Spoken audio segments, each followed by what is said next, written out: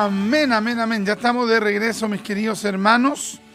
Bueno, vamos a hablar entonces, hermano, de un periodo bien complicado, bien convulso, hermano, de la historia del cristianismo. Ya estamos hablando hermano, de finales, hermano, de finales del siglo XIV y comienzo del siglo XV, ¿ya? La Iglesia Católica, hermano, por un periodo de 1000 años aproximadamente, por allí, hermano, por el 450 más o menos, después de Cristo, comienza lo que se llama la Edad Media, ¿ya?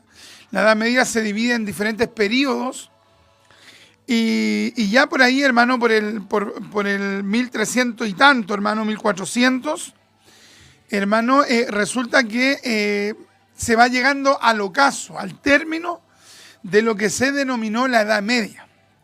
La Edad Media, hermano, estuvo caracterizada básicamente porque la Iglesia Católica impidió de manera constante, de manera sistemática, de manera férrea, hermano, impidió que la Biblia llegase al lenguaje popular.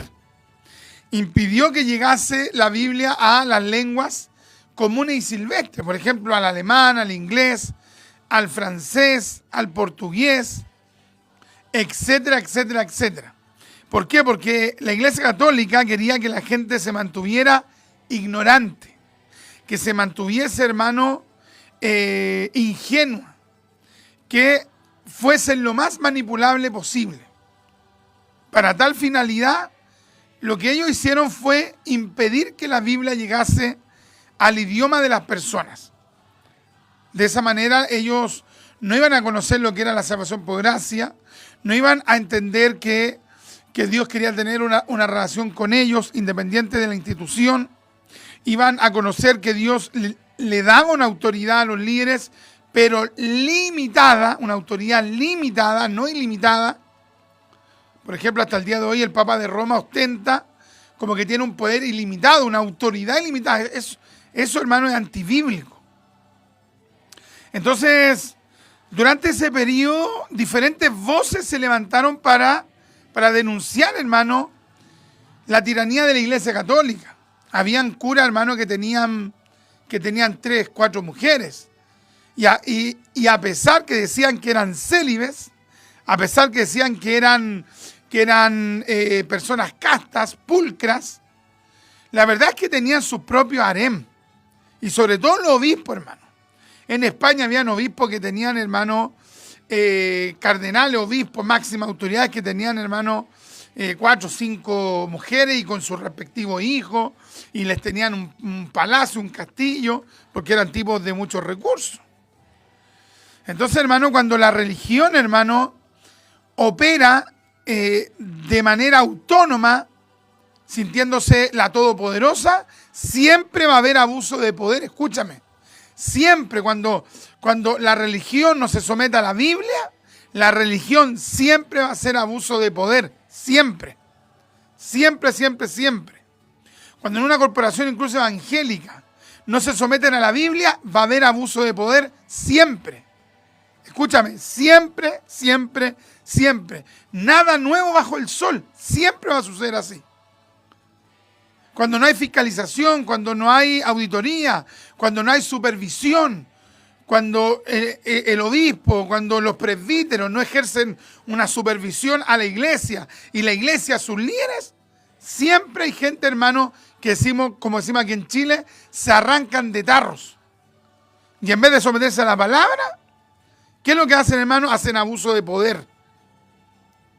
Entonces, lamentablemente la Iglesia Católica, que ya estaba mal, que ya venía con herejías, que ya durante los primeros periodos de la Edad Media habían incorporado creencias, doctrinas heréticas. Entonces, al comenzar, hermano, la Edad Media, ya estaban mal, pero después fueron incorporando más herejías, y ya, hermano, por ahí, por el 1300, en el periodo cuando ya estaba, por ejemplo, hermano, cuando ya había liderado, por ejemplo, un Santo Tomás de Aquino, hermano, vemos que ya en la Iglesia Católica hay culto, hermano, heréticos habidos y por haber. Entonces, había personas que eso lo denunciaron, porque dijeron, ¿cómo el cura me va a hablar de celibato y resulta que el tipo tiene 5 mujeres? ¿Cómo? No puede ser. Nos falta el sectario que está viendo el pecado, tiene el pecado aquí en la nariz, hermano, en los ojos. Sabe que sus líderes son unos corrompidos y ¿sabe qué es lo que hacen? Hacen vista gorda y dicen, no, incluso hasta se autoengañan y dicen, no, es que yo debo estar viendo mal. Oye, están viendo clarito, pero se autoengañan. Entonces, así estaba la Iglesia Católica, hermano. Estaban viendo, hermano, una simonía. ¿Sabe lo que es la simonía? La venta de cargos. Entonces, decían, ya tal cardenal, tal obispo murió, ya. Entonces, esta sede queda vacante, vale tanto. Vale tanto. Y la gente, ¿qué es lo que hacía? Apostaba. Tal familia decía, yo ofrezco tanto, otra familia de millonarios, yo ofrezco tanto, y al mejor postor le daban el ser obispo o hermano cardenal de tal sector. ¿Cómo está esa? Eso se llama simonía, vender cargos eclesiásticos, negociar cargos eclesiásticos. Entonces, era un escándalo, hermano, pero terrible. Incluso había habido un papa, escucha bien y no te voy a caer de espalda, había habido un papa que había sido una mujer. Había sido una mujer que se caracterizó como hombre y llegó a ser papa, que después fue conocida, creo que, como la papisa Juana, que incluso hasta se metió con un líder católico y quedó embarazada. Y era un papa que se supone que era un hombre cuando era una mujer. Una cuestión totalmente, hermano, aberrante. Entonces varias voces se levantaron, denunciaron la corrupción, se levantaron con una palabra profética, los valdenses, un sector mínimo de los albigenses que no cayeron en herejía, un sector de los lolardos que también denunciaron el escándalo, un John Wycliffe que denunció la hipocresía del clero católico. Tremendo, hermano. Ahora, ¿qué es lo que hizo la Iglesia Católica? Utilizó hermano, la máquina represiva de la Inquisición. Y en medio de ese escenario, hermano, se levanta un hombre que se llamó Baldassare Costa, un aristócrata, un millonario, un magnate de Nápoles, que en su juventud había sido un pirata, ¿ya? En su juventud había sido un pirata, ahora era un aristócrata, un millonario. Y este tipo de personaje llegó a ser en el año 1492, ¿ya? Este engendro, hermano, de mundanismo, llegó en el año 1402, llegó a ser cardenal. ¿Cómo está esa? De repente uno dice, ¿cómo esta persona llegó a ser un pastor? Con el con el cartel que tiene, con el testimonio que tiene, ¿cómo? Impresionante, pero nada nuevo bajo el sol. Imagínate tú, en el año 1402, este ex pirata, aristócrata, un corrupto, llega a ser cardenal. Aquí no corría la oración, el ayuno, la búsqueda, el predicar, los requisitos de Pablo cuando le habla a Timoteo, a Tito. Eso para esta gente, eso no corre. Y para algunos hoy día tampoco. Marido de una sola mujer, no lo consideran. Marido de una sola mujer, lo dice el apóstol Pablo, y resulta que el ministro tiene segundo, tercer matrimonio. ¿Cómo? ¿Dónde está la palabra? Y algunos dicen que la misericordia, hermano, estamos hablando de la Biblia. Si aquí usted no puede tener más misericordia que la que tiene Dios. Nadie le cierra la puerta al cielo a un recasado. Si se arrepintió y busca el perdón de Dios, Dios por gracia lo puede salvar, pero eso es una cosa y otra cosa es el ministerio.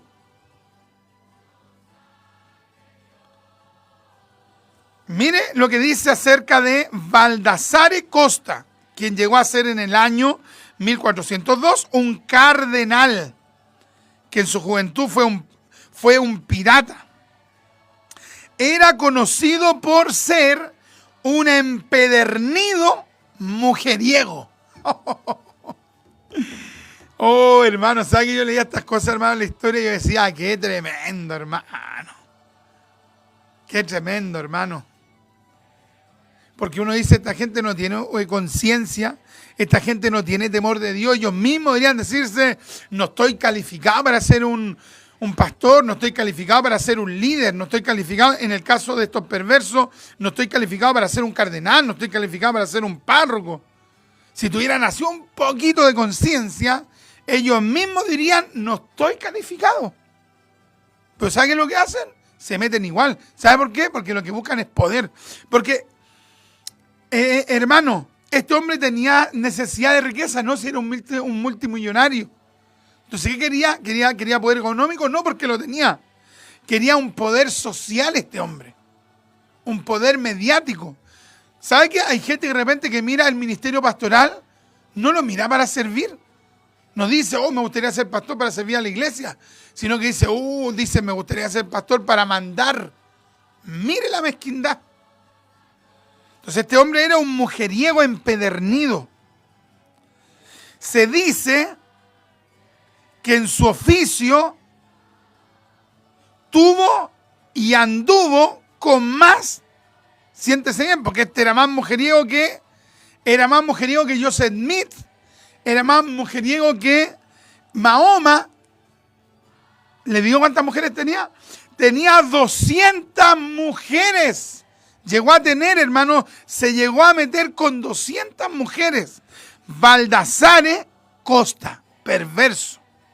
200 mujeres, hermano, tremendo, hermano. Imagínate, 200 mujeres con las cuales se metió. Pero no solo eso. Baldassare perverso, Baldassare el perverso, Baldassare el promiscuo, Baldassare, hermano, el degenerado, Baldassare, hermano, me faltan los epítetos, hermano. Porque era un inmoral. Este Baldassare, hermano, no le bastó con llegar a ser cardenal, no le bastó con conseguir ese poder, sino que, ¿sabe qué es lo que hizo? Mandó a envenenar. Oh, hermano Richard, no será una novela lo que está hablando, no. Si esto es historia, hermano, es historia.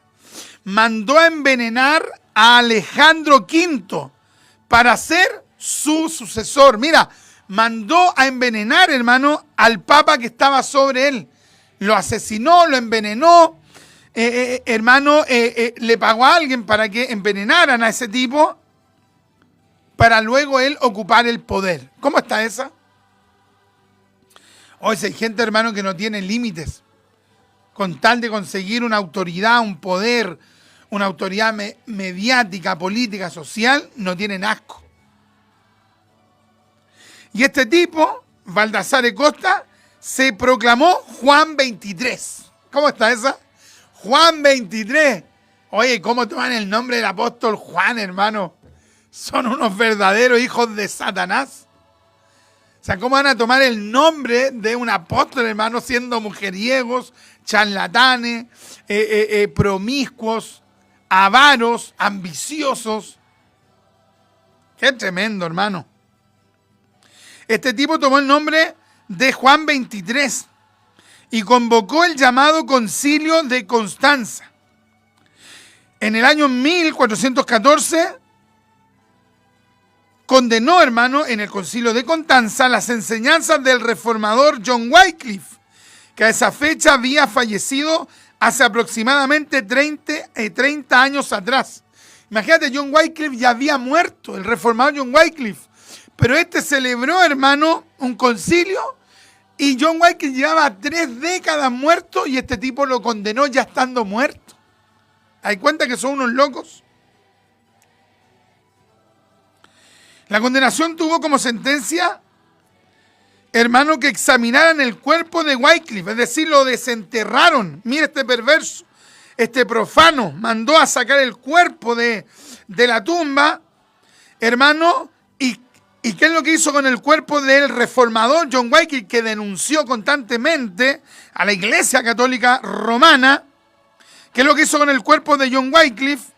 ¿Sabes qué es lo que hizo? Lo sacó de la tumba, lo profanó y luego lo quemó.